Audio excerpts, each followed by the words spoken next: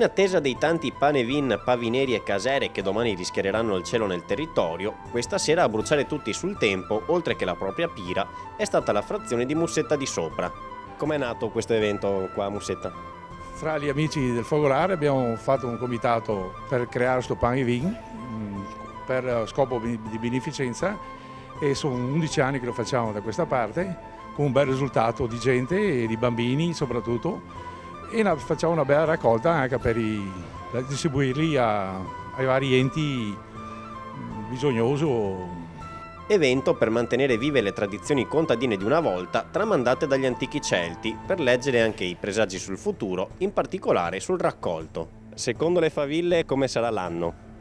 Allora, da come ho visto vanno verso Levante, quindi secondo la tradizione a Levante pano c'è tante, quindi dovrebbe essere un buon anno. Speriamo, visto l'andazzo.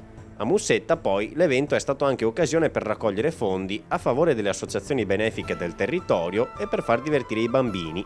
Al termine del falò, infatti, mentre i più grandi hanno potuto godere del dolce tipico della festività, la pinza col vin brulè, per i più piccoli il momento più atteso è stato l'arrivo della Befana con la calza piena di dolci. Ti è piaciuto il pane vin di quest'anno?